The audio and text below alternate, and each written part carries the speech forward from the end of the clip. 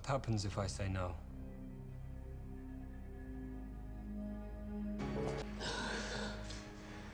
Discipline. The film opens by showing us an ongoing war, where two individuals manage to capture a soldier, saving him and taking him away from the battlefield. We learn his name is Latif. It is then revealed that his two rescuers are bodyguards for Uday Hussein, and they escort Latif to Uday's bungalow.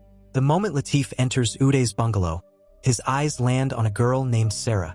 Shortly after, our attention is drawn to another young man arriving who is the spitting image of Latif. This man is Uday Hussein. Latif's facial features are identical to Uday's features. This uncanny similarity is exactly why Uday dispatched his two bodyguards to locate someone with a face matching his. Uday presents him with an offer to join his service. The proposal includes a very substantial payment. He is offered a place to live with him and adopt his entire lifestyle. At that point, Latif figures out precisely why Uday has summoned him. Consequently, Latif declines the offer to work with him. Latif declares that he has no desire to be his puppet. Because your wish is for me to adopt your lifestyle completely, and I would be expected to take every bullet intended for you first. This means you are making me a sacrificial lamb. So, Latif flatly refuses him. Uday has been denied. In response, his bodyguards throw Latif into a detention cell. After several days pass, they bring him out again. Uday appears and renews his offer. He tells him that he must consider his family. Think about your brother, your sister, and your parents. If you refuse me, their suffering will only intensify. Accompanying Uday's bodyguards is Uday's chief security officer, Munim. Munim explains the situation to him very clearly, saying that if he works for him, his lifestyle and his entire life will be transformed. Furthermore, his family will receive official protection. Should he refuse, there is no telling what Uday might do to his family. For this reason, Latif finally consents to work for Uday. Following this, Latif is transported to his farmhouse. There, he is educated on every aspect of Uday's lifestyle. His wardrobe, his footwear, his neckties, his watch collection. All of these personal items are given over to Latif.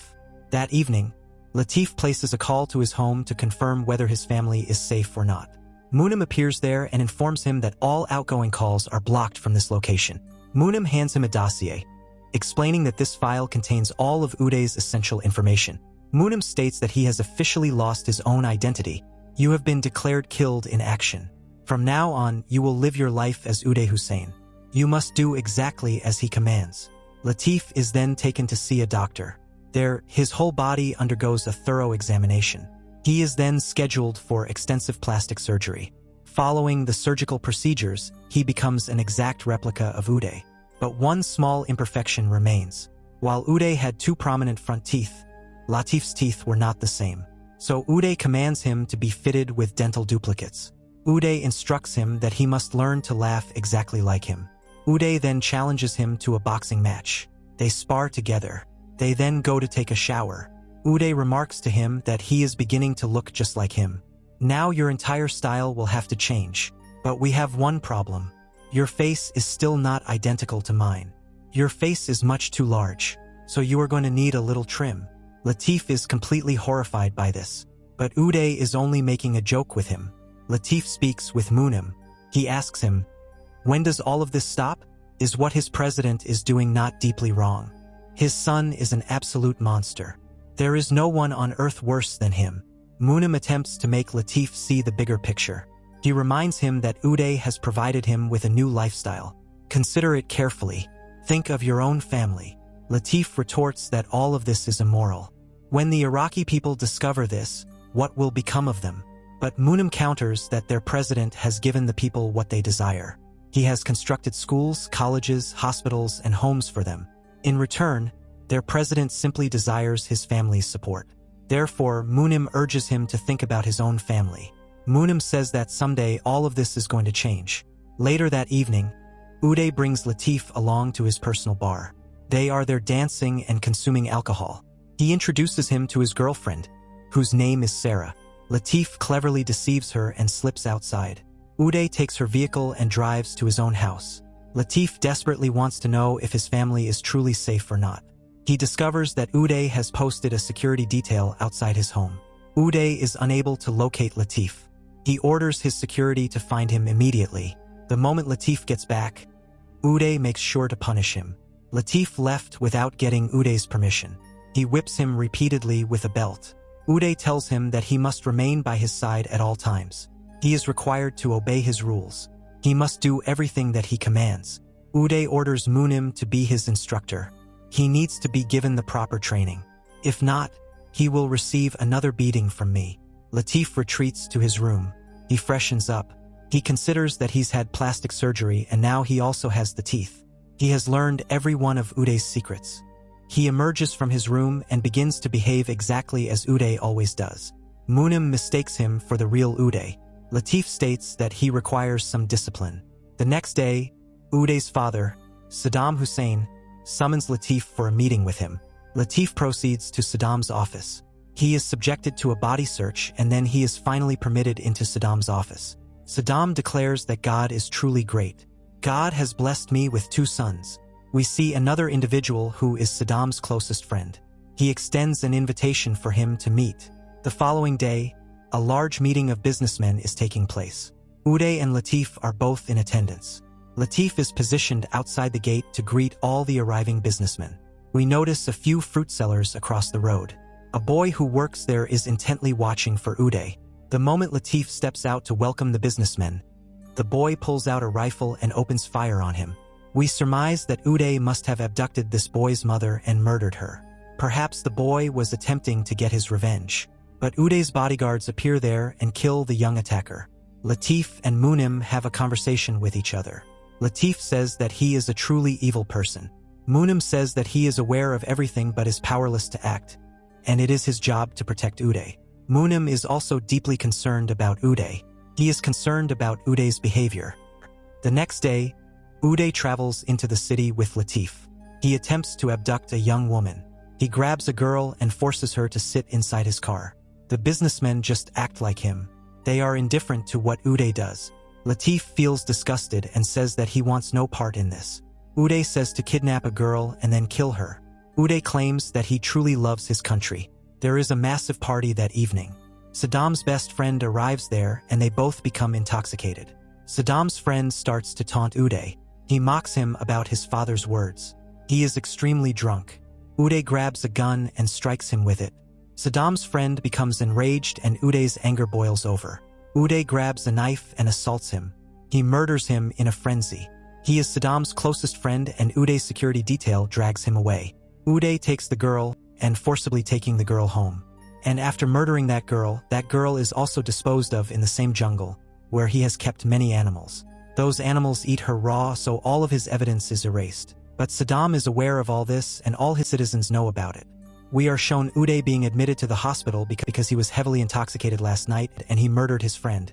And so Saddam arrives at the hospital to see him. Saddam becomes furious and tries to kill his friend. But the doctor says he is already bleeding profusely, so please spare him. We are shown Latif playing with Saddam, and another person who resembles Saddam is playing with Saddam. Here we finally understand that just as Saddam's son Uday has recruited Latif to work with him, Saddam has likewise recruited a man who looks just like him to work with him. That evening, we learn Latif must visit Uday's camp and speak to them. His job is motivating them. That's why he is practicing, reading the speech he was given. However, Uday's girlfriend comes to him. Latif asks her how she came here. Sarah says she has wanted to meet him since she saw him. They then talk with one another, and Sarah had already developed feelings for him. This is why a conversation starts between them, and Munim happens to witness this entire scene. But Munim also offers his support to him. Munim is aware that Sarah has betrayed Uday and disgraced herself by becoming involved with Latif. So Munim removes the CCTV camera's footage and disposes of it there. This is done so no one discovers this secret. The next day, we find that Latif is heading to the army camp with his personal bodyguard. He presents his special card at the security gate. This particular card functions like a joker. This unique card is possessed only by Uday Hussein. Latif enters the army camp and speaks with Uday's authority. He begins delivering a powerful speech there. He successfully inspires his army, and then he departs from that place. But after a short while, they encounter a Kuwaiti army checkpoint. There, Latif presents the officer with the same card. But the Kuwaiti army's intention is to assassinate him. When Latif becomes aware of this fact, a barrage of gunfire erupts on Latif's car. In that hail of bullets, Latif's fingers are severed. Latif is then rushed to the hospital. When Uday gets the news that Latif's vehicle was fired upon, that's the reason Uday himself comes to the hospital. He then issues a threat to the doctor.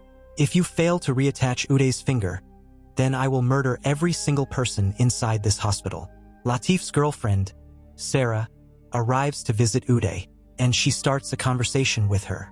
The moment they can hear Uday's voice approaching, Latif urgently tells Sarah that she must get out of there at the earliest possible moment. If Uday finds out about us, he will kill you too.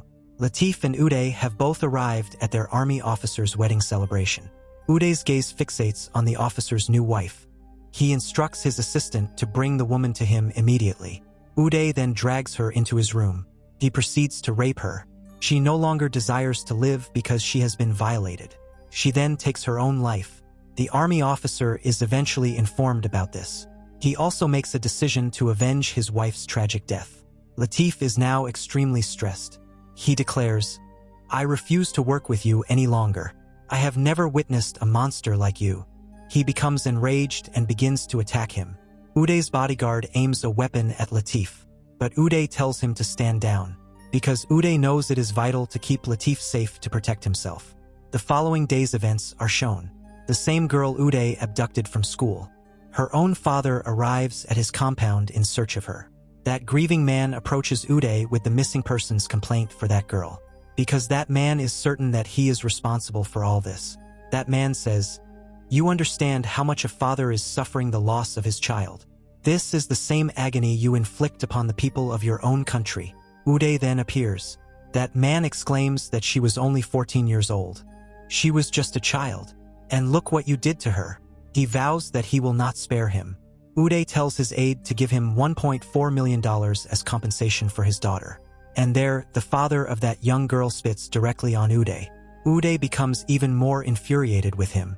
He then starts to shoot at him with a gun. But he orders Latif to be the one to kill him.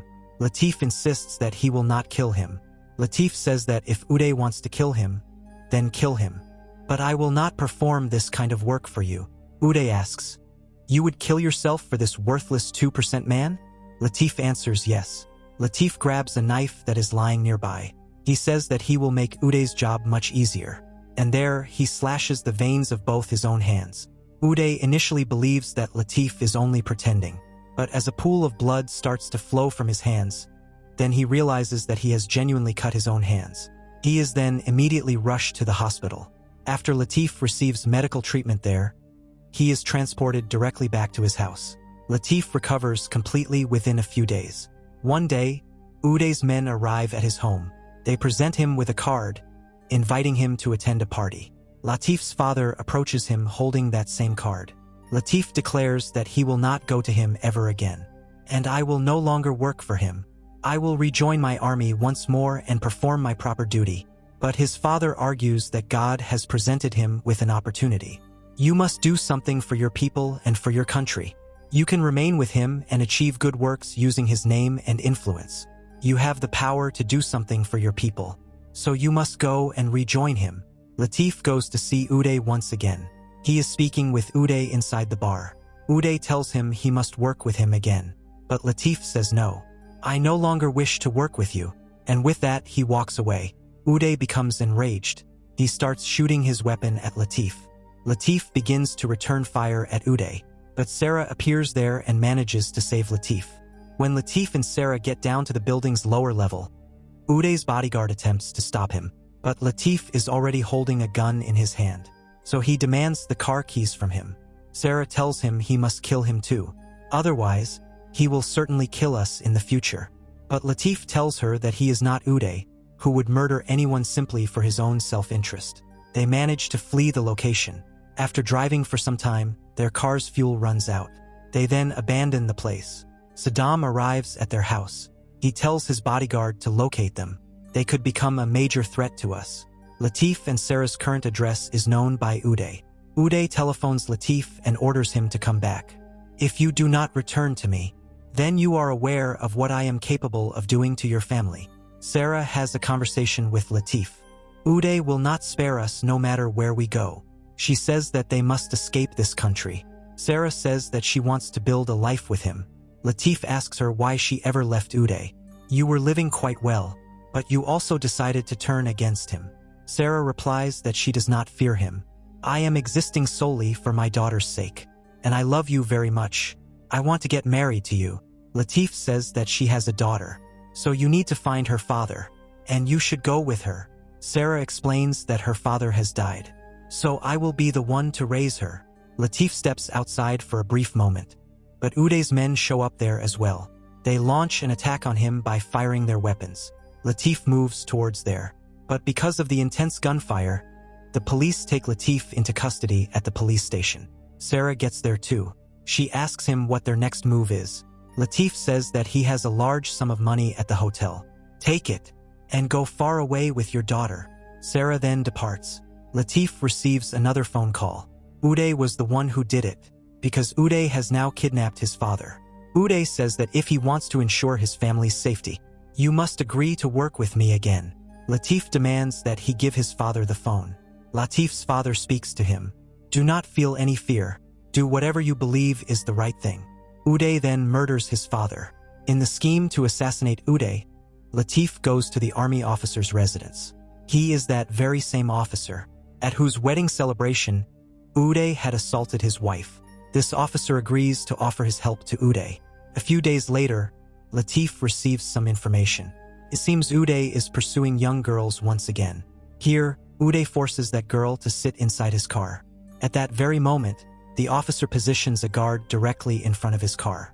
He attempts to kill him using his rifle. But at that same instant, Uday's own bodyguard appears there. He then kills that officer. But due to all the gunfire, all the people in that local area start to flee. And taking complete advantage of this chaos, Latif draws his own gun, and he advances towards Uday. He then kills him on the spot. Uday's bodyguard quickly apprehends Latif, but after a brief pause, he lets him go. In the conspiracy to murder Uday, many people are now allied with Latif. All of those people are utterly sick of Uday, so some people arrange to meet Latif with Munim, and they devise a plan to finally kill him. Latif is the one who kills him. Here is what we can see. Latif successfully killed Uday, and nobody ever saw him after that day. It is said that when Latif shot Uday, Uday was then admitted to the hospital. But he was, for a time, still alive. It is also said that Uday Hussein was ultimately killed by the US Army in the year 2003.